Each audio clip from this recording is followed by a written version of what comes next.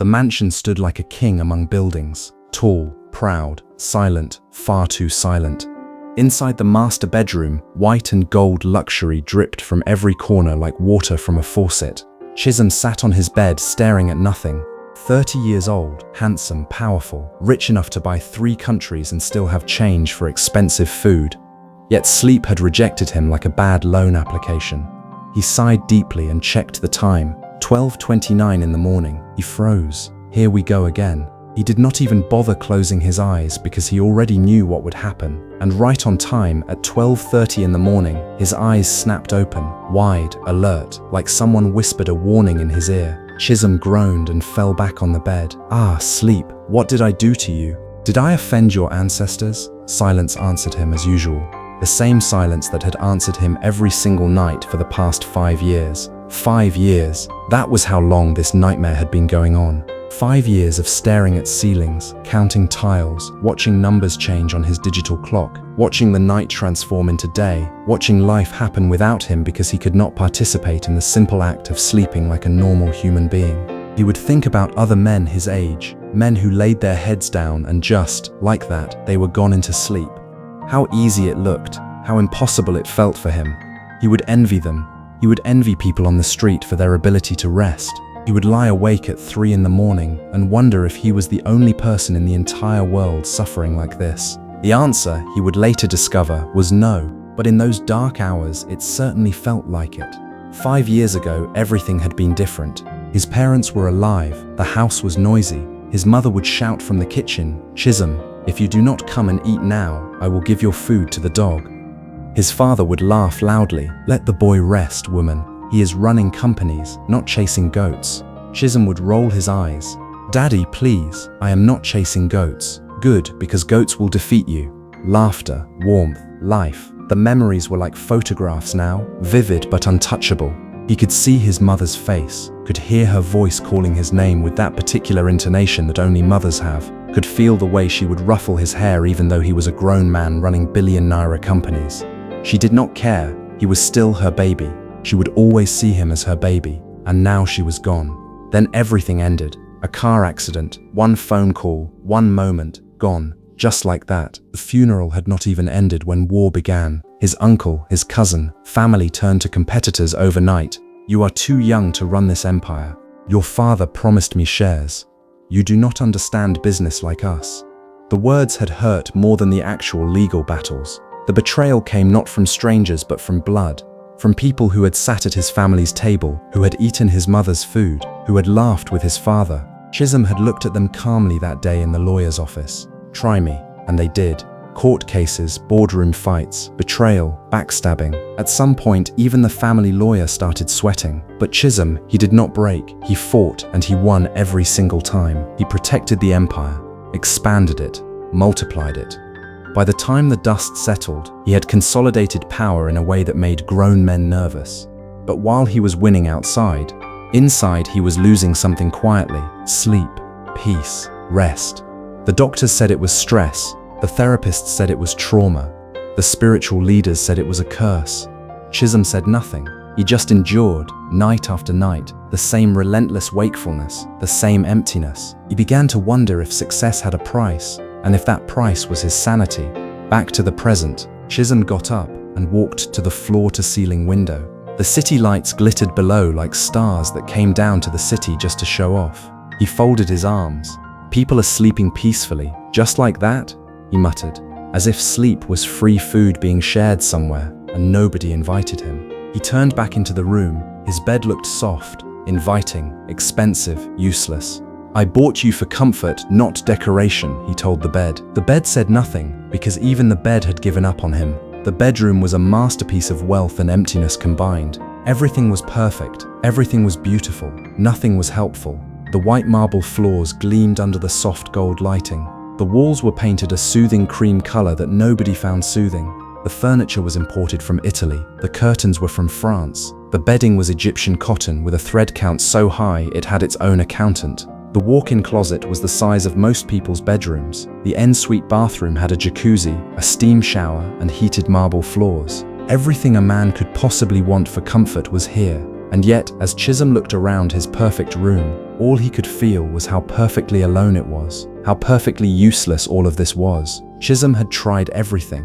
One doctor, very expensive, very famous, had adjusted his glasses and said, "You need to relax your mind." Chisom blinked. "My mind runs companies. It does not relax." The doctor had recommended meditation, yoga, mindfulness. Chisom had tried all of these. He had sat in the lotus position on expensive yoga mats. He had burned incense that cost more than some people's monthly rent. He had downloaded meditation apps and listened to guides with soothing voices tell him about peaceful streams and gentle forests. Nothing worked. His mind would not relax. His mind was a machine, and machines do not know how to turn off. Another doctor prescribed strong sleeping pills. The result? Chisom slept, yes, but woke up looking like someone who borrowed sleep and could not pay back. Groggy, confused, worse than before. Once he even greeted his driver. "Good afternoon, my shareholders." The driver almost resigned. The man did not want to work for someone losing his mind. Chisom had laughed at that, a bitter laugh that sounded like breaking glass. He had fired the sleeping pills the same way you fire an incompetent employee. Out, gone, never coming back. Then came the herbalist, a serious-looking man with beads and confidence. "This one is spiritual," the man said, "and this one is serious." Chisom raised an eyebrow. Sleep is now doing juju. The herbalist ignored him and gave him a dark, suspicious-looking liquid. "Drink this." Chisom sniffed it. "If I die, I will come back and sue you." He drank it anyway because at this point he would have drunk anything. That night, nothing happened except stomach pain. Chisom sat in his luxury bathroom at 2 o'clock in the morning. Wonderful. Now I cannot sleep and my stomach is protesting. He spent the entire night running back and forth, and by the time morning came, he was exhausted but still awake. He had never felt worse in his entire life. Then came the prayer warriors. They prayed, they shouted, they anointed. One even laid hands on his pillow like it was a stubborn demon. "You spirit of sleeplessness, come out," Chisom whispered. "If it comes out, please send it back inside my head." Nothing changed. The only thing that changed was his respect for persistence. These people did not give up. They came back, again and again, with louder prayers and more dramatic declarations. They brought water from holy sites. They brought oils from Jerusalem. They brought cloths that had touched the tombs of saints. They did everything with complete faith and absolute certainty. And sleep, stubborn sleep, refused to listen. It was as if sleep itself had become his enemy, a force determined to break him, determined to prove that money could not buy everything. The only person who understood him was Mama Ife. She had been his mother's closest friend, and after his parents died, she practically moved into the mansion. She was the closest thing to family he had left. She was the only person in the entire world who did not try to fix him, did not try to change him, did not try to make him into something other than what he was. She just sat with him in his brokenness. She knocked gently and entered his room one morning.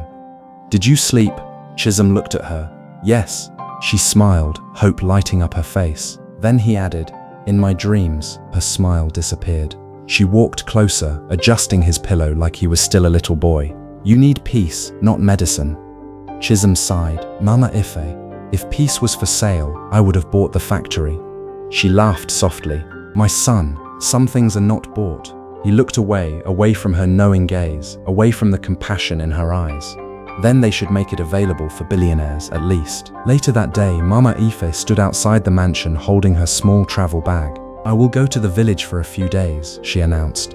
Chisom frowned, immediately feeling the weight of her absence. "Why? I need to see my people."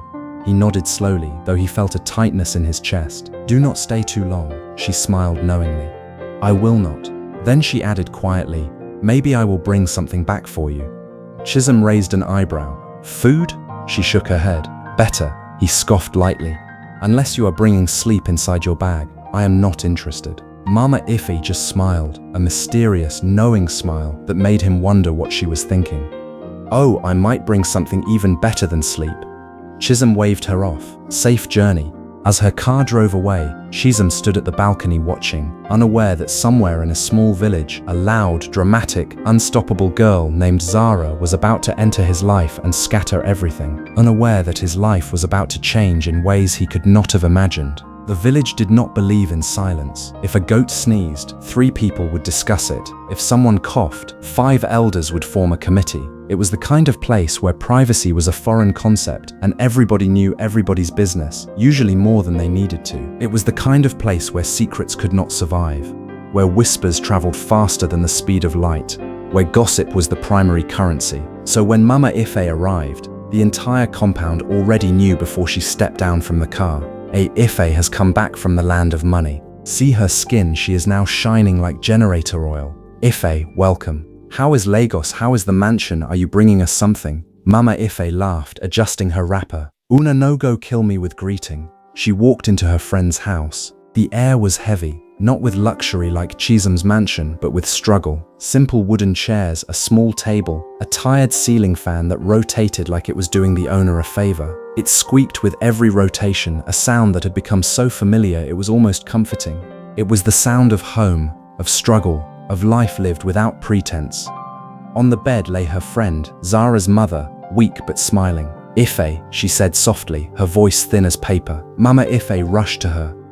What is this? Why are you lying down like government project? They both laughed weakly, the kind of laugh that comes when words are not enough, when you are trying to be brave in the face of sickness. I am fine, just small sickness that is carrying you like this. Do not lie to me, I know you better than that. They held hands, years of friendship sitting quietly between them, the kind of friendship that had survived distance, time, and the general chaos of life. Outside, footsteps, fast, energetic, loud, the kind of footsteps that announced themselves before the person even entered the room. Then the door burst open. Zara entered like a whirlwind, sweaty, breathing hard, holding a nylon bag. Mama, I have brought the medicine. She froze, saw Mama Ife, paused, then screamed, Mama Ife.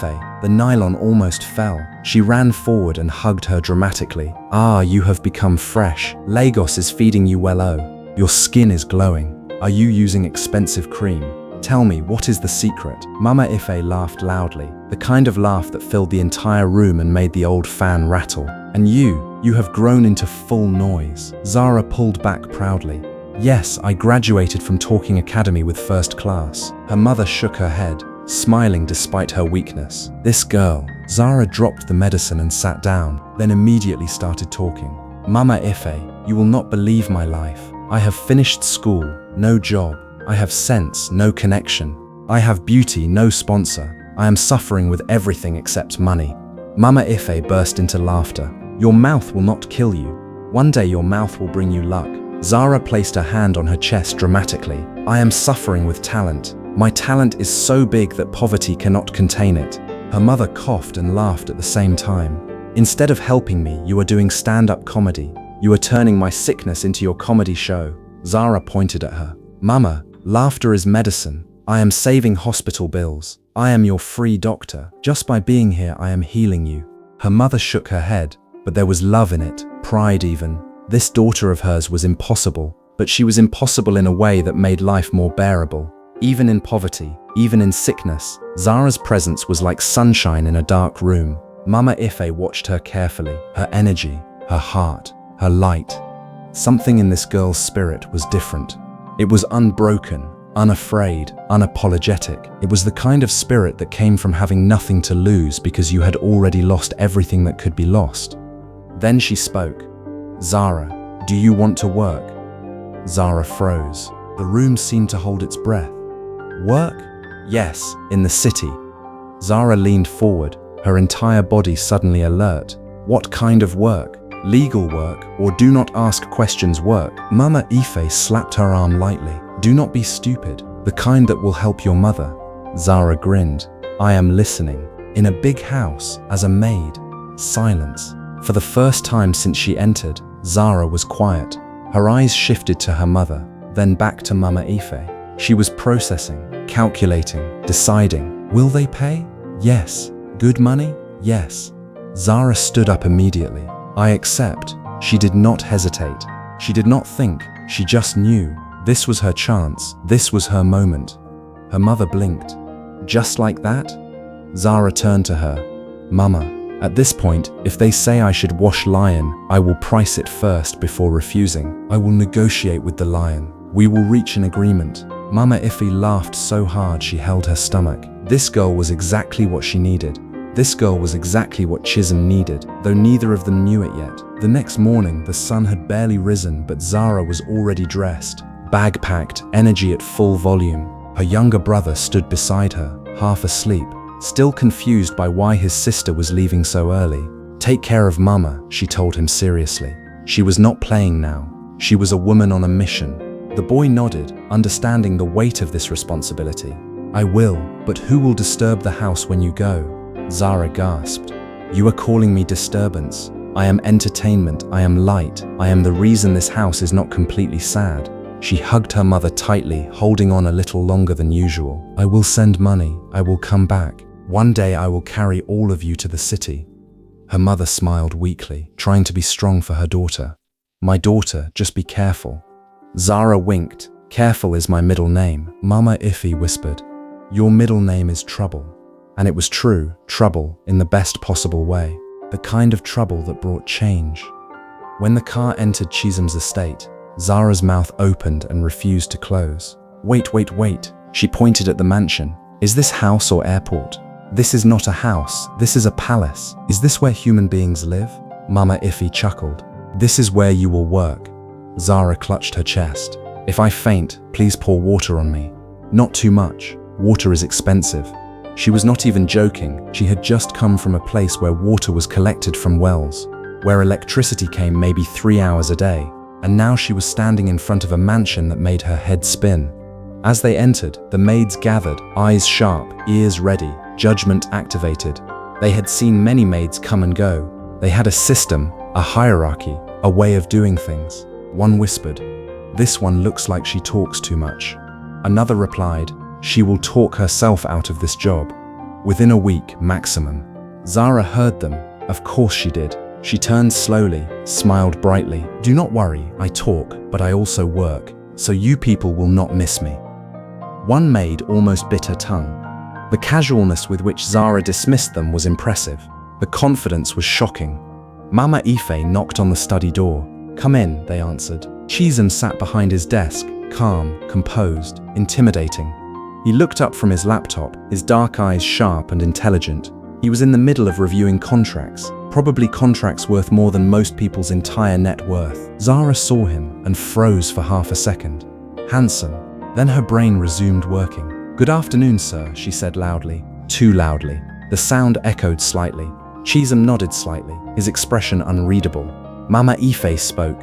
"This is the girl I told you about." Chisom looked at Zara, quiet, observing, judging. He took his time with his assessment, the way he took time with all important decisions. Zara shifted, then suddenly she started talking. "Sir, I am very hard-working. I can clean, cook small, arrange, organize, supervise." Chisom raised an eyebrow. She continued, "I can even wash your shoes until they reflect your future." Mama Ife covered her face. Zara kept going. "I will wash your bed. Sorry, not wash. Arrange, unless you want me to wash it. I can do anything. I can learn anything. I can be anything you need." Chisom blinked slowly, then a small laugh escaped him. The laugh surprised everyone, including himself. Zara froze. "Sir, you are laughing. Should I continue?" He shook his head slightly. "That is enough. Pause, then you are hired." Zara gasped loudly. "Mama Ife, I have entered billionaire destiny. I have made it. I am on my way." Chisom leaned back, shaking his head, a small smile still playing on his lips. For the first time in a long while, the office felt alive. The air felt different, lighter, charged with something indefinable. As Zara followed Mama Ife out, she turned back slightly, looked at Chisom just for a second. He was already watching her, quiet, curious. Something unspoken passed between them, small but powerful, like the beginning of a storm that neither of them saw coming. Zara woke up like someone that had just been promoted by destiny. She sat up on the bed in the maid's quarters, stretched dramatically, and declared, "Good morning, future millionaire." One of the maids on the other bed hissed, "Please reduce your volume. This is not market. This is not the village square." Zara smiled sweetly. "Sorry, I forgot. Rich people's house, even noise is expensive." Another maid muttered under her breath, "This one will not last. This girl will be gone in 2 weeks." Zara turned instantly. "Do not worry, I came with spare life." Even if I expire, I will renew." The girls exchanged looks. They had no idea what they were in for. Dressed in her crisp black and white apron, curly hair tied neatly in a bun, Zara stepped into the mansion like she owned 2% shares already. She moved through the house like it was her domain. She cleaned, fast, efficient, but with commentary. As she wiped the glass table in the living room, she spoke to it. "Shine well. Your owner is rich. Do not embarrass him. Shine like you cost what a family's annual salary is." One maid passing by paused. "Who are you talking to?" Zara did not look up. Motivation. Everything needs encouragement, even tables. In the kitchen, she was arranging plates when she suddenly gasped, "Mama Ife." Mama Ife turned. "What is it?" Zara held up a golden spoon. "This spoon, if it enters my village, they will give it a title. They will form ceremonies for it. They will probably write a song. They will make it a shrine." Mama Ife burst out laughing. "Focus on your work. I am focusing. I am just appreciating wealth." Upstairs, Chisom stood behind his glass window, watching the compound absent-mindedly. He was supposed to be working. He was not working. Then he heard it. Laughter. Loud, uncontrolled, different. He frowned slightly. "What is that noise?" His assistant cleared his throat. "Sir, the new maid." Chisom did not respond, but he kept listening. He kept listening like a man listening to music after years of deafness. Something about that laughter, it did not annoy him. It pulled at something deep inside. It pulled at the part of him that had forgotten what genuine joy sounded like. That evening, Chisom walked into the dining area, then paused. He made a decision. He turned to Mama Ife. "I want dinner in my room tonight." Mama Ife raised an eyebrow slightly. "Your room?" "Yes. You do not usually eat in your room." "No, I do not. But tonight, yes." "Okay." But as she turned away, she smiled to herself. It has started, she knew. Somehow she had known since the moment she saw Zara that day in the village. In the kitchen, Mama Ife handed the tray to Zara. "Take this to his room." Zara froze. His room? Yes. The main room? Yes. The billionaire room? Mama Ife sighed. "Zara, go. Go now. Do not ask more questions. Just go." Zara carried the tray carefully, muttering prayers. "If I break this plate, they will use me to replace it. If I trip, my life will end. If I say something stupid, I will be sacked." She walked slowly, deliberately, trying to be careful with every step. She knocked. "Come in." Zara entered slowly, then stopped. Her eyes widened. God, when? The room was breathtaking. White, gold, soft lighting, luxury everywhere. Even the air looked expensive. It smelled of money and something expensive, something she could not quite identify, but that made her feel small. Chisom sat on his bed, laptop open, calm as ever. He looked different in his own space, more relaxed, but still powerful, still in control. Zara walked in carefully and placed the tray beside him. "Your food, sir." Silence. She turned immediately. Time to escape. But Zara, she froze. Caught. He had caught her trying to escape. She turned slowly. "Yes, sir." He gestured, and she stood there waiting, her heart pounding. What does he want now? What have I done? What have I said? Chisom looked up slowly, confused, but said nothing. He wanted to see what she would do. He wanted to understand this girl who had walked into his life and brought light. Zara smiled, trying to read him. "Sir, should I go?" Silence. She nodded. "Okay, I will stay small. I will be quiet. I will be invisible. I will disappear." Chisom blinked once. She started. "Sir, do you know in my village, one goat nearly killed somebody because of insult?" Chisom picked up his spoon.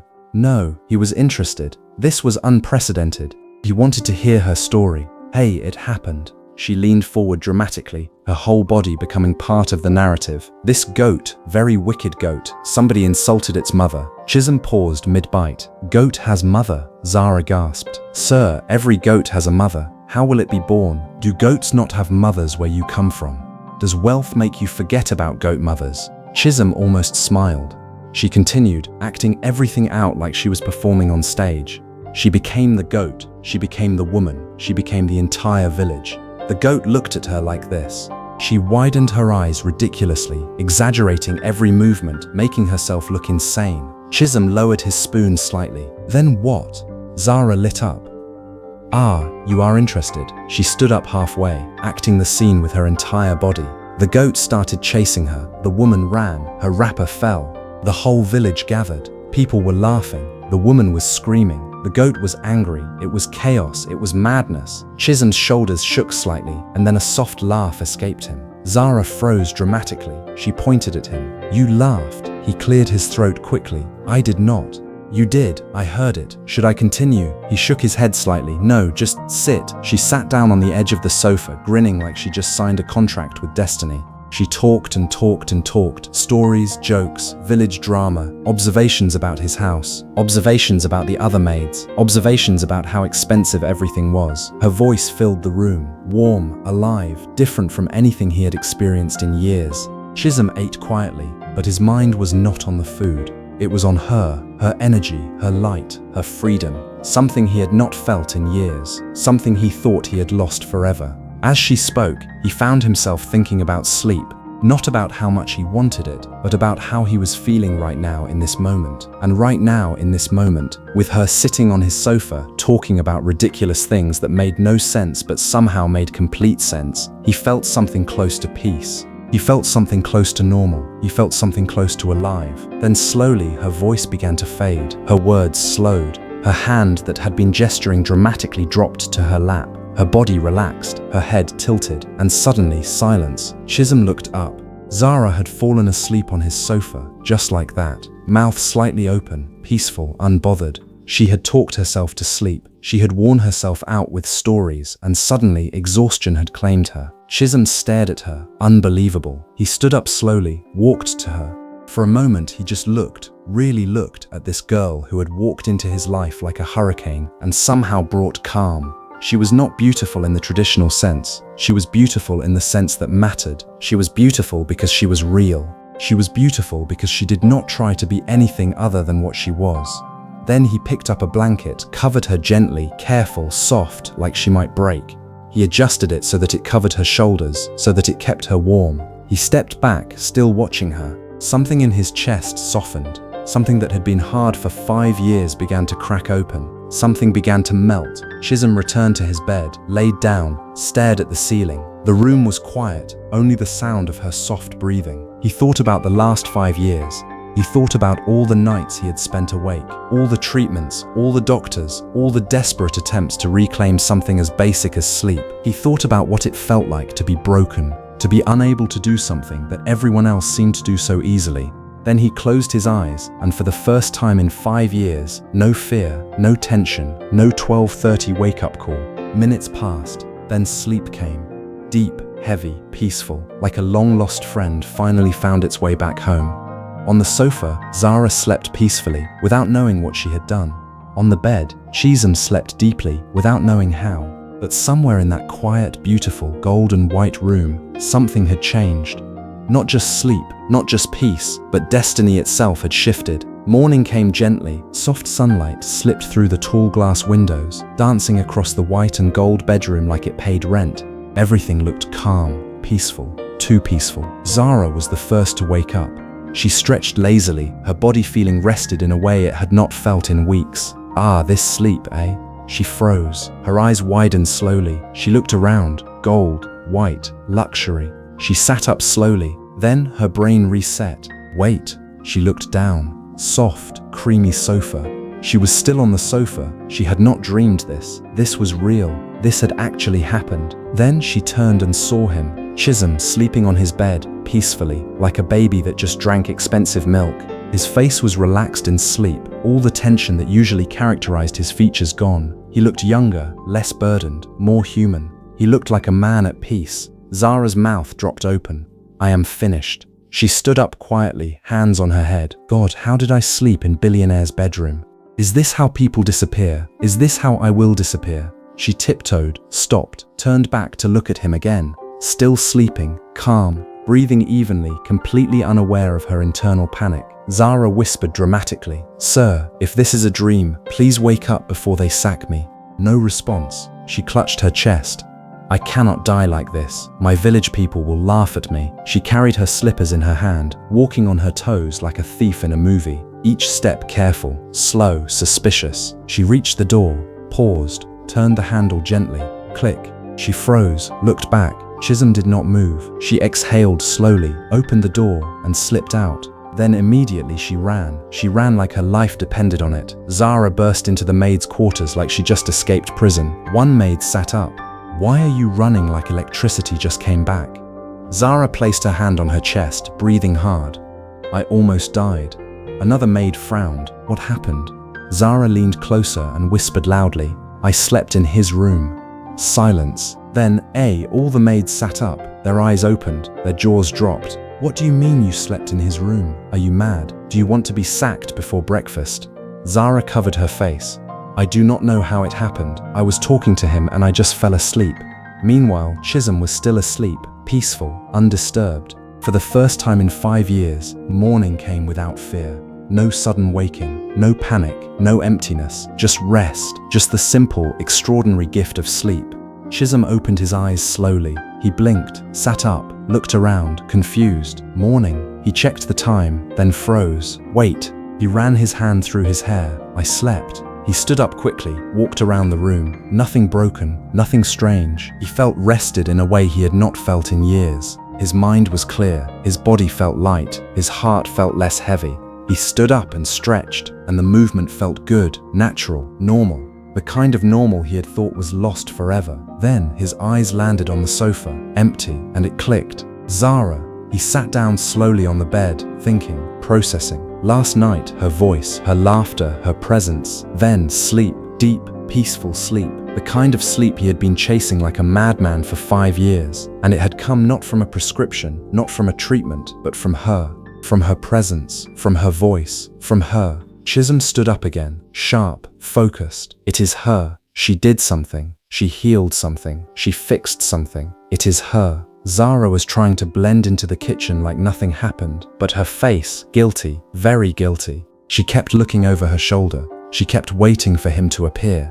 Mama Ife noticed immediately. Zara. Zara jumped. Yes, ma. Why are you looking like someone that stole goat? Zara forced a smile. I did not steal goat. I respect goat. I would never steal something that important. Mama Ife narrowed her eyes. Zara leaned closer, lowered her voice. Mama Ife, I slept in his room. Mama Ife blinked once. You what? Accidentally. I was talking to him and I just fell asleep. It was not planned. It was not intentional. It just happened. Before Mama Ife could respond, a voice echoed from the staircase. Zara. Everything froze. The world stopped. Time stopped. Zara turned slowly, like generator that is about to spoil. Chisom stood there, calm, unreadable, dangerous. He was dressed now, sharp black trousers and a white shirt, sleeves rolled up. He looked exactly like what he was, a man used to power, used to getting what he wanted, used to things bending to his will. Zara swallowed. Sir. Then she turned and tried to run, come back. She froze mid-step, closed her eyes. Jesus, I am coming. She turned around slowly, like someone going to face execution.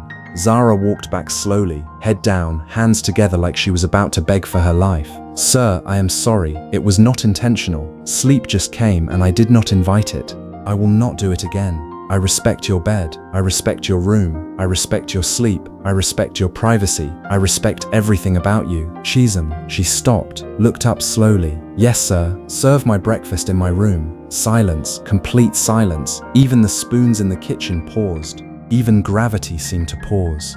Zara blinked. Sir, my breakfast in your room. Yes. She pointed at herself. Me. Yes. The person who just slept on your sofa. Yes.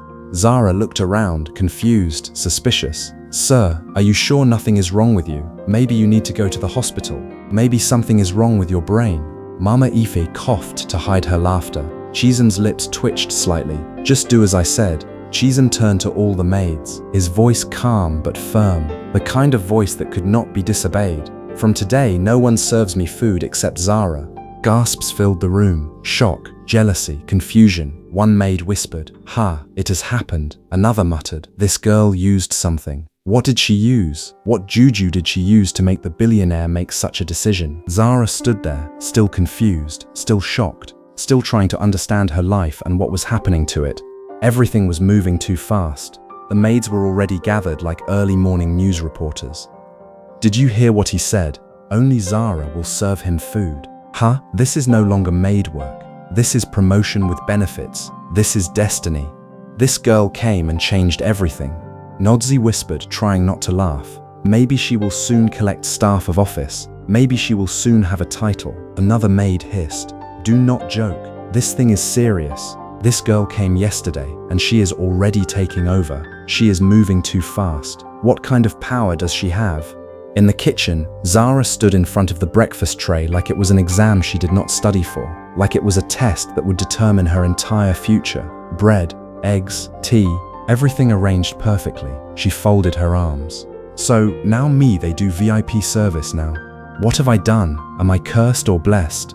What is this? Mama Ife entered quietly, wisely. Zara jumped. Ma, carry the food. Zara leaned closer. Mama Ife, are you sure he is okay? Because this behavior is behaving somehow. There is nothing wrong with him. He is fine. He is better than fine. He has never been better. Just carry the food and go.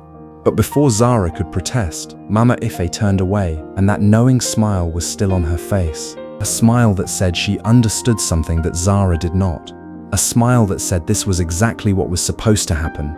A smile that said everything was going according to plan. Zara picked up the tray slowly. Her hands were shaking. If anything happens to me, please tell my mother I tried. She said this like she was going into battle.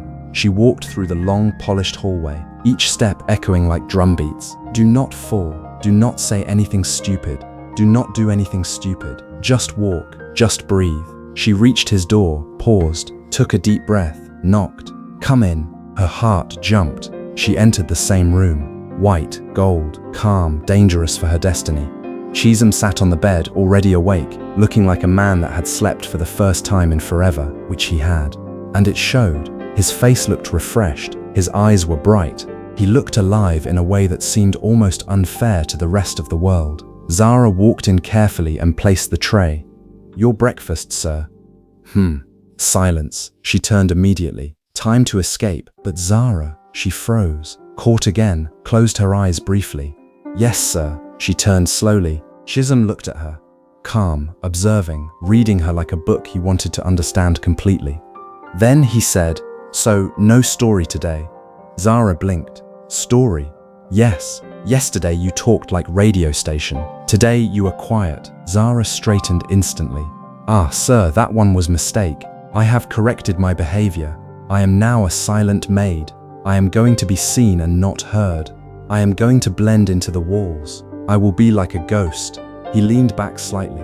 I knew you existed last night. Zara's eyes widened. Sir, you slept in my room. She gasped. I said sorry. He did not complain. She paused, confused, very confused. You did not. No. Zara looked around like hidden cameras were watching her.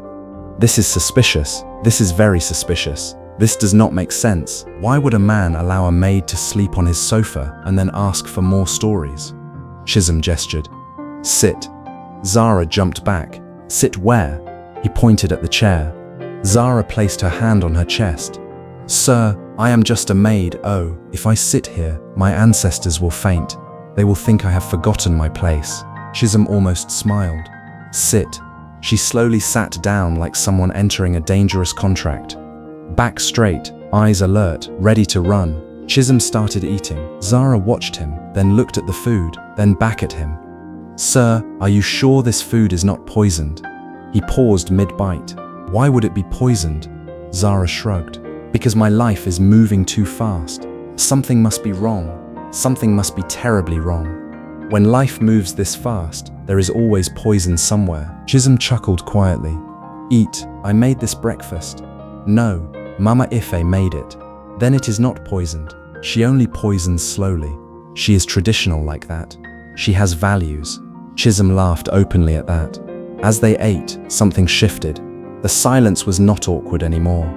It was soft, comfortable, different. It was the kind of silence where neither person felt the need to fill it with unnecessary words. Chisom looked at her again. Really looked. Her expressive eyes, her lively face. The way she could not stay quiet even when she tried. The way her hands moved when she spoke. The way her whole face lit up when she was amused. The way she seemed completely unbothered by the vast difference in their stations in life. The way she treated him like he was just a man, not a billionaire, not a powerful business tycoon, just a man. Chisom continued. You want me to talk, yes. Zara dropped her spoon dramatically. Sir, you do not know what you are asking for. I do. You will regret it. I will not. She leaned forward slowly. Do not say I did not warn you. Chisom relaxed. Continue. And just like that, Zara came alive again. Sir, let me tell you what happened in my street one time. She started acting, talking, gesturing, her voice filling the room again. Chisom ate slowly, listening, watching. Something about her presence made everything lighter, easier, alive. He did not interrupt, did not stop her, did not want to. He was watching her the way a man watches a sunrise after being in darkness for too long. Meanwhile, the maids were restless downstairs. She has been there too long. What are they doing inside? Breakfast does not take this long. They were imagining things. They were creating stories. One maid whispered bitterly, I will go and check. I cannot stand this. Mama Ife appeared like a warning spirit, like she had been waiting for exactly this moment. Try it. The maid stopped immediately. Mama Ife crossed her arms. No one goes upstairs. They all kept quiet, but their minds burning with questions. Zara finished one of her dramatic stories, and that is how the chicken nearly became a politician. If the family had not stopped them, they would have nominated it for office. They would have made it run for president. Chisom laughed openly this time. No hiding, no restraint. His laugh came from deep inside, from a place that had been locked for years. Zara froze, then smiled slowly. You like my stories. He did not deny it. They are interesting. She placed her hand on her chest proudly. I am a full package. I am the complete deal. Everything you could possibly want. He looked at her quietly, something deeper in his gaze now. Not just amusement, not just curiosity. Something warmer, stronger, dangerous. Something that looked a lot like falling. Zara stood up quickly. I should go and work. Chisom did not stop her, but his eyes followed her, careful, thoughtful, like he was trying to memorize her. As she reached the door, she paused, turned slightly, looked at him. Sir? Yes. Why me? He held her gaze. For now, I do not know. A small pause, then he added quietly, but I will find out. There was a promise in those words. Zara stepped out of the room slowly, her heart beating faster than normal. This work is not normal, she whispered to herself. This man is not normal. This situation is not normal. But even as she said it, she knew that she did not want normal. She wanted this. She wanted him, though she was terrified of admitting it. Inside the room, Chisom leaned back thinking. For the first time in years, his mind was not heavy, his chest was not tight, and for the first time he was looking forward to night because he knew if she was there, sleep would come. But what neither of them knew was this. It was not just sleep that was coming, it was love, deep, intense, complicated, and very, very dangerous. The kind of love that changes you, the kind of love that rewrites your story. From that morning, nothing in the mansion was normal again.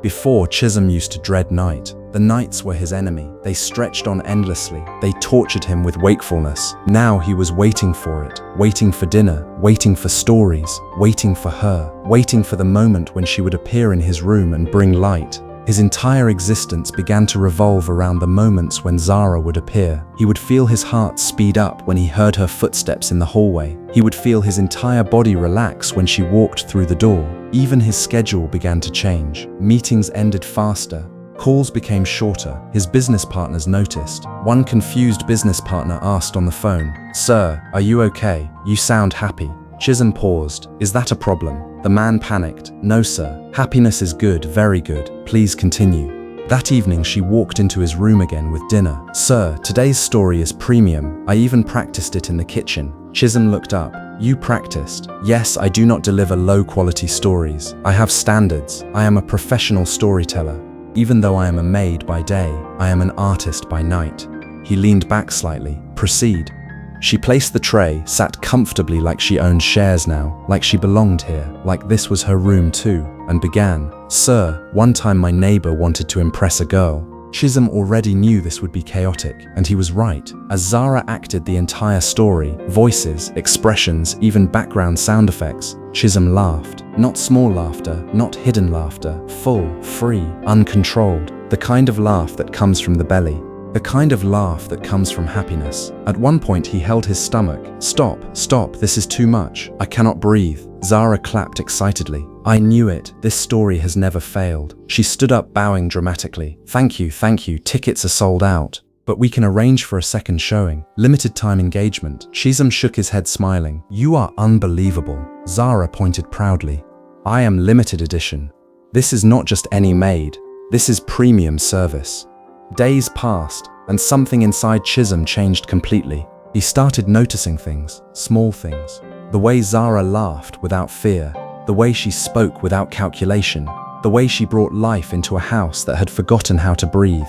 He noticed the way her eyes crinkled when she smiled, the way she tucked her hair behind her ear when she was thinking, the way she used her whole body to tell stories. He noticed the way she cared about the smallest things, the way she thanked people for doing their jobs, the way she said good morning to the other maids even when they were mean to her. He noticed everything, and none of it bothered him. All of it delighted him. All of it made him feel more alive than he had felt in years. One evening, after she left his room, he whispered to himself, "What is happening to me?" But deep down, he already knew. He was falling. He was falling for this girl who slept on his sofa, who made him laugh, who had given him sleep. He was falling hard. Back in the maid's room, Zara sat on her bed staring into space. She was thinking about him. She could not stop thinking about him. Her friend Gozi nudged her. "What is it?" Zara shook her head. "I do not understand that man." Gozi smirked. "Which man?" Zara whispered. "Ogre." Gozi gasped dramatically. You have upgraded to ogre." Zara hit her lightly. "Be serious." Then she lowered her voice. "He looks at me somehow." Gozi leaned closer. "How?" Zara struggled to explain. "Like he is seeing something only he can see. Like he is looking through me to something deeper inside me. Like I matter to him in a way that does not make sense. Like he sees me as more than a maid." Ngozi grinned. "My dear, that is called interest." The next day, Chisom sat in his car thinking. He was supposed to be going to a meeting. Instead, he was thinking about Zara. He was thinking about the way she made him feel. He was thinking about what he could do, what he could offer her, how he could make this right. He could not let her go. He would not let her go. Then suddenly, he turned to his driver. "Stop at the mall." The driver blinked. "Sir, stop." The driver had never seen him do anything like this. Inside the luxury boutique, Chisom stood surrounded by expensive dresses. The attendant smiled politely.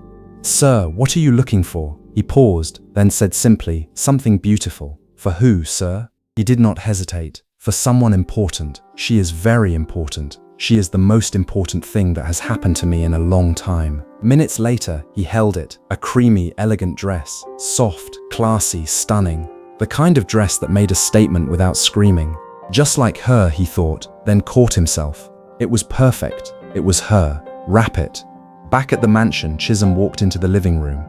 All the maids straightened immediately. "Ogre is back." He looked around. "Zara." She appeared from the kitchen. "Yes, see." He handed her the bag. She paused, immediately understanding that something was happening. Something big. "Sir, open it." Zara opened it slowly, pulled out the dress and froze. Her mouth opened, closed, opened again. "Sir, this dress can pay my rent till Jesus comes back, until I die, until I become an ancestor."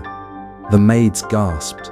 Jealousy exploded silently. Chisom spoke calmly, but with purpose. "Get ready. You are coming with me to a gala tomorrow." Silence, complete, dead silence. Zara blinked rapidly. "Me, yes." She pointed at herself. "This me or another me?" "You." She stepped back. "Sir, I am your maid." "Oh, I know. Then why?" "Because I said so." Because he wanted her there. Because he did not care what anyone thought. Because she was everything to him, and he was going to show the world that. Later that night, Zara sat on her bed holding the dress, touching it gently, still in disbelief. "Why me?" She looked at her reflection. Simple girl, village girl, talkative girl. The girl that talked too much, that knew nothing about the world, that had no business being in a place like this. Then she whispered softly, "What is happening to my life? Where is this leading? What will come next?" In his room, Chisom stood by the window again. But this time, he was not empty. He was not restless. He was not broken. He was thinking about her, her smile, her voice, her chaos, her peace. He exhaled slowly. "I am in trouble." Because this feeling, it was not small, it was not simple, it was deep, strong, and completely unavoidable. It was the kind of feeling that changes your entire trajectory. It was the kind of feeling that makes you willing to risk everything. Tomorrow, the gala, the world would see her. Jealousy would rise, feelings would deepen, and hearts would be tested. But for now, in the quiet of the night, Chisom lay on his bed, closed his eyes, and once again, because of her, he slept. He slept the sleep of a man who had found something he did not know he was missing. The mansion was not calm that evening. It was charged, like electricity just came, and everybody was rushing to charge their phone at once. Because today, Zara was not just a maid. Zara was going to a gala with the billionaire. The energy was electric. The possibility was tangible. Inside the maid's quarters, chaos, pure chaos. Ngozi held the dress like it was a newborn baby. Careful, this cloth is more expensive than my future. Careful with it. If anything happens, it will not be my fault. Zara stood in the middle of the room, confused, surrounded by girls who were suddenly her best friends. I do not understand. Is this really my life? Is this really what is happening to me? Am I dreaming? Should I pinch myself? One maid hissed from the corner. It is not your life. It is temporary opportunity.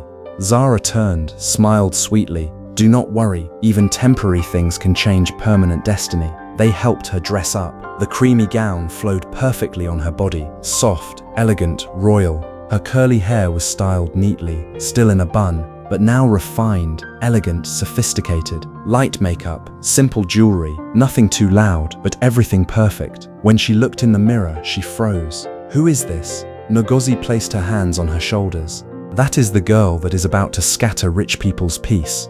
Zara gasped. Please do not scatter anything. I just started work. Chisom stood in the living room. Black suit, sharp, powerful, waiting, calm on the outside. But inside, something was moving. He was nervous, actually nervous. A billionaire who negotiated with governments and moved markets was nervous because a maid was getting dressed upstairs. He checked his watch. He checked it again. He adjusted his tie. He walked back and forth. Then footsteps, soft, elegant. He turned and saw her, Zara. For a moment, time stopped. His breath caught. Wow, the word escaped before he could stop it. The dress was beautiful, but she was what made it stunning. Zara shifted shyly, suddenly feeling self-conscious. Sir, is it too much?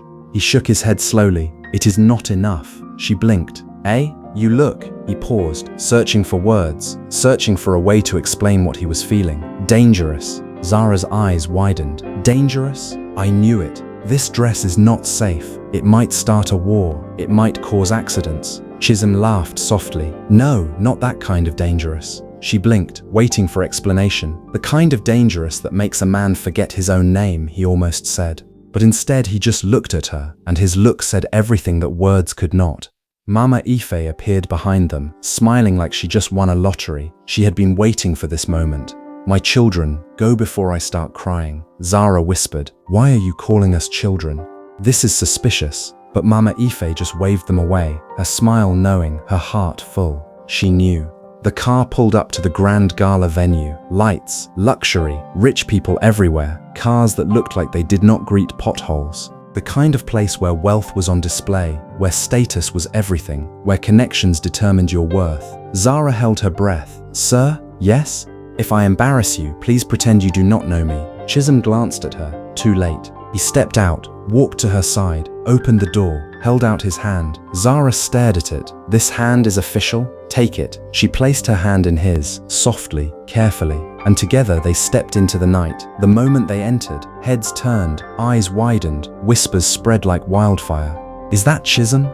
Who is that girl? She is beautiful. She is not from our circle. Where did he find her? The whispers were like a wind that followed them everywhere. Zara leaned closer. Sir, they are talking about me like I stole something. Chisom's voice was calm. Let them talk. She nodded. Okay, but if they insult me, I will respond. He almost smiled. I know. And he did not try to stop her. And then she appeared, Chisom's ex, elegant, tall, dressed like money itself. But her smile, sharp, dangerous, calculated. She was everything that Zara was not. Polished, refined, connected. But she was also cold in a way that made the room feel colder when she walked through it. She walked toward them slowly, like a predator approaching prey. Chisom's expression hardened slightly, controlled, careful. The ease that had characterized his evening with Zara disappeared. Good evening. Scanning, judging, dismissing. And who is this?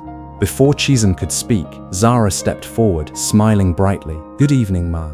I am, she paused, looked at Chisom, then back at the woman. Important. Chisom choked on a laugh. The ex raised an eyebrow. Important? Zara nodded confidently. Yes, very important. Even I do not understand how, but I am important. Trust me on this. That is why I am here. Chisom turned slightly, hiding his smile. He was proud of her, so very proud. The ex's eyes hardened. Throughout the night, it was obvious, painfully obvious. Chisom did not leave Zara's side, not once. He introduced her to people, protected her, watched her, like she mattered, like she belonged. And that burned. The ex watched from a distance, glass in hand, eyes cold. By the time they left, Zara was fully drunk, happy, talking nonsense. "Sir, you are a good man. I approve you. I think we should get married. Yes, marry me tomorrow. Let us elope." Chisom shook his head, smiling helplessly. "You are unbelievable." He carried her into the car, gently, carefully, like she was something precious. He carried her upstairs into his room, laid her gently on the bed. She mumbled softly, "Sir, do not sack me." His heart tightened. "I will not." She smiled in her sleep. "Good, I need this job. I have dreams." Chisom sat beside her for a moment, watching her, quiet, soft, real. She was not beautiful in the traditional sense. She was beautiful in the sense that mattered. She was beautiful because she was real. She was beautiful because she did not try to be anything other than what she was. Then slowly he lay down beside her, exhausted, peaceful. And once again sleep came, deep, easy, natural. That night they slept, close, calm, unaware that everything had changed, because by morning nothing would be the same again. Morning did not come quietly, it came with drama. Downstairs the doorbell rang. Mama Ife opened it and nearly jumped. "Doctor," the elderly man smiled warmly. "Good morning, I came to check on Chisom." It had been weeks since the last checkup. He was curious. Mama Ife nodded quickly. Yes, come in." But as they walked inside, something felt off. Too quiet, even for this house. Mama Ife frowned slightly. He is still in his room. The doctor adjusted his glasses. At this time, that is unusual, very unusual. They climbed the stairs, step by step, the doctor's curiosity growing with each step. They reached the door. Mama Ife knocked. "Chisom?" No answer. She knocked again. Still nothing. The doctor frowned. This is not normal. Mama Ife's heart began to beat faster. Something is wrong. She tried the handle. Locked. She turned to the doctor. "I am opening it." The door creaked open slowly. Mama Ife stepped in, then froze. The doctor stepped in and froze too. On the bed, Chisom sleeping peacefully, and beside him Zara, also sleeping peacefully, close, calm, like it was the most natural thing in the world, like they had always been meant to be here, together, like this. The way couples sleep, the way soulmates sleep. Silence, deep silence. Then Mama Ife whispered, "Jesus is Lord." The doctor blinked rapidly. "I have been treating this boy for 5 years." He pointed slowly. "And this is what works?" Mama Ife covered her mouth, trying not to laugh. "It seems so. It seems like what he needed was not medicine, but companionship. What he needed was this girl. What he needed was love." They both stood there for a few seconds longer, watching, processing, shocked. Then Mama Ife whispered, "Let us go." The doctor nodded quickly. "Yes, before we see what we are not supposed to see." They quietly closed the door and left. Inside the room, Zara moved slightly, stretched, then slowly opened her eyes. "Ah," she smiled, her eyes closed, still dreaming. She turned her head and saw him, Chisom, right beside her, sleeping close. Her brain shut down, then restarted violently. "Wait!" She jumped up slightly, then froze. Her heart was racing. Why am I on his bed? Memory hit her like a slap. Gala, drink, car, blur, him carrying her, him laying her down gently. "Ah, I am finished." She placed both hands on her head. "I have crossed the line. I have entered prison." She tried to quietly leave the bed, slowly, carefully, like she could erase what had happened by simply leaving. But just as she moved, a hand grabbed her wrist, firm, warm. She froze completely, slowly turned. Chisom's eyes were open, watching her, calm, soft. "Where are you going?" Zara swallowed. "Nowhere." "Then why are you sneaking?" She blinked rapidly. "I was not sneaking, I was relocating. I was moving myself from this bed to somewhere more appropriate for a maid." He raised an eyebrow. "From my bed?" Zara covered her face. "Sir, I am sorry. I did not plan this. The drink planned it." He sat up slowly, still holding her wrist, but gently, tenderly. "I brought you here." Zara paused. "You did?" "Yes." She blinked again, confused. "You did not drag yourself here." She exhaled slightly. "Okay," small relief. Then quickly added, "But I still slept beside you." Chisom looked at her, quiet, thoughtful, searching her face like he was trying to read her thoughts. "Zara," she looked up. "Yes, sir? For 5 years I could not sleep." Her heart skipped, but with you, he paused. his voice softer now, more vulnerable than she had ever heard it. I sleep. Zara did not joke. She just listened, because for the first time she understood. This was not about food or work or coincidence. This was something else, something deeper, something that felt a lot like destiny. Sir, I think I should go and work. No. She blinked. No work today. Zara gasped. No work. Sir, please do not sack me with enjoyment. He almost smiled. I am not sacking you. Then why no work? Because I said so. She narrowed her eyes slightly. This is how rich people behave. This is how they break the rules. Because they can. Because nobody can tell them no. Mama Ife stood in the kitchen, holding a tray. She had prepared it carefully, knowing exactly what she had seen upstairs. The maids gathered around, curious. We will take it to him. No, Mama Ife's voice was firm. I will take it. They all went quiet. Something told them today was not a normal day. Something had shifted. Something had changed. Mama Ife entered the room quietly, placed the tray, looked at both of them, smiled knowingly, then left. She did not say a word, but her smile said everything. Zara stood awkwardly. I am sorry Mama Ife saw me like this. Chisom shrugged slightly. She is not blind. Zara covered her face again. I cannot face her in this life. I will have to move to another country, start a new identity, change my name. Chisom gestured, sit. Zara hesitated. Again, yes. They started eating, quiet at first. Then Zara spoke softly. Sir? Yes. This thing that is happening, she struggled for words. Is it normal? Chisom looked at her. Honest? No. She nodded slowly. I knew it. Then she added, but I do not hate it. He held her gaze. Neither do I. Silence again. Then Chisom spoke. I think about you. Zara froze. I wait for you. Her heart raced. I feel different when you are around. She swallowed hard. Chisom. She looked at him. Then he said it. I love you. Zara blinked once, twice. Then she stood up suddenly. Sir, wait. She started pacing. This is serious. This is very serious. This cannot be happening. This is not how life works. This breaks all the laws of mathematics and logic and common sense. This is impossible. Chisom watched her, amused but also serious. She pointed at him. You are billionaire. Yes. She pointed at herself. I am maid. Yes. She clutched her head. This equation is not balancing. This does not make sense. This breaks everything I thought I knew about the world. How can a billionaire love a maid? How can this work? The world will never accept it. Chisom laughed softly. It will. She stopped, looked at him, heart beating fast. Are you sure? He stood up slowly, walked closer, very close. I have never been more sure of anything. Zara looked at him, really looked at him, not as her boss, not as a billionaire, but as a man who could not sleep until she came, a man who was willing to break every rule, cross every boundary, ignore every judgment just to be with her. Her voice softened. You are serious? Yes. She smiled slowly, small, shy, trembling slightly. But I will still talk too much. He smiled back, and in his smile was acceptance. Complete, unconditional acceptance. I know. As Zara stepped out later, all eyes were on her. One maid whispered, It has happened. Another replied, No, it has just started. And they were right, because love had entered the mansion, real love, messy love, dangerous love, and nothing would ever be the same again. From that morning, the mansion changed completely. Chisom was no longer just the cold, untouchable billionaire. Now he smiled, he laughed, he even waited outside the kitchen sometimes.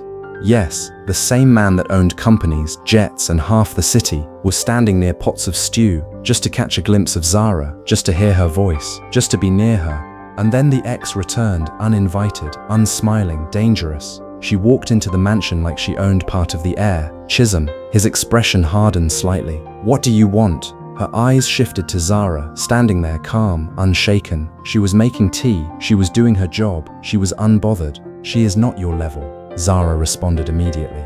Madam, level is not by money, it is by peace, and I have it. And you, well, you seem very far from peace. Silence, sharp, heavy. Chisom looked at Zara, and something in his chest tightened.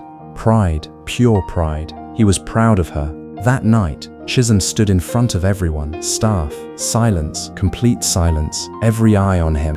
The moment had come. He had made his decision. I want to make something clear. All eyes on him. Zara is not just a maid in this house. Murmurs spread. What is he saying? He continued, speaking from his heart. She is my choice. gasps, shock, jealousy, everything exploded quietly. Then he turned to Zara, walked to her, held her hand, right there in front of everyone, and "I will marry her." Zara froze. "Sir?" He smiled softly. "I told you, I am serious." She looked around, at the maids, at Mama Ife, at the world that suddenly felt too big and too small at the same time. Then she whispered, "Will there be food at the wedding?" Chisom blinked. "What?" She nodded seriously. "Because I cannot attend any event without food. I have standards. I have requirements." The entire room burst into laughter. Even the jealous maids could not hold it. Chisom shook his head. "Yes, Zara, there will be food." She smiled widely. "Then I agree. I agree to marry you. I agree to this crazy, impossible, beautiful thing." Their wedding was not small. It was not quiet. It was not normal. It was grand, beautiful, filled with people who once whispered, now watching in disbelief. The church was packed with family, friends, business associates. Zara walked down the aisle, not as a maid, but as a queen, her creamy dress flowing like royalty, brighter than the chandeliers. Chisom stood waiting, calm, certain, at peace. He stood there and waited for her, and when she reached him, he took her hand like he was taking ownership of his entire future, like he was making the most important choice of his life. That night, after everything, after the noise, the celebration, the laughter, they returned to the same room, white, gold, beautiful, but now different because it was no longer empty. It was a room full of hope, full of possibility, full of love. Zara jumped on the bed dramatically. "Ah, my new office," Chisom laughed. "This is your office?" "Yes, I will be managing this bed full time. I will be the CEO of this bed. I will have employees. I will have a business plan." He lay beside her, pulling her close, softly. "Stay." She looked at him. "I am not going anywhere. I am exactly where I want to be." That night, Chisom closed his eyes and sleep came. Not because of medicine, not because of exhaustion, but because of love. Real, deep, peaceful love. The kind that silences storms, the kind that heals wounds, the kind that brings a man back to life. The mansion was no longer quiet. Now it was filled with laughter, arguments, drama. "Chisom, you ate my chicken. It is our chicken." "No, it was emotionally mine." Mama Ife would shake her head. "These two will not kill me." She would say this while smiling, while serving them more food, while making sure they were happy. Sometimes what you are searching for is not in wealth, power, or control. It is in the most unexpected person. Love can heal what medicine cannot, and peace comes when the right person enters your life. Sometimes the answer to your deepest question comes not from therapy or treatment, but from another human being who sees you, who understands you, who loves you completely and without reservation.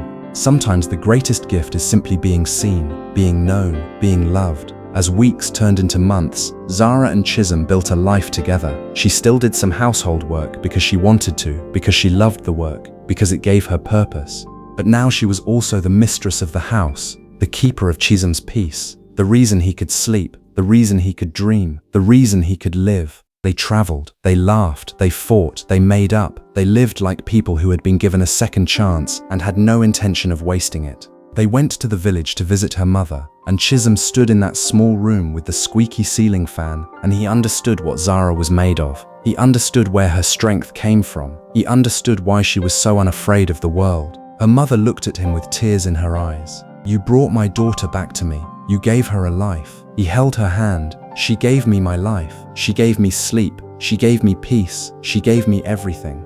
Mama Ife watched them with joy in her eyes. She had known. From that first moment in the village, she had known that something miraculous was about to happen. She had known that Zara was the key to unlocking Chisom's heart. She had known that love was coming.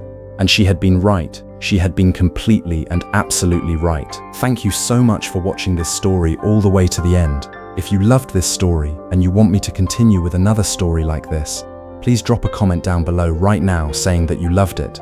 Tell me where you are from and what you thought about this story. Tell me whether you have ever experienced a moment where love healed something broken inside you.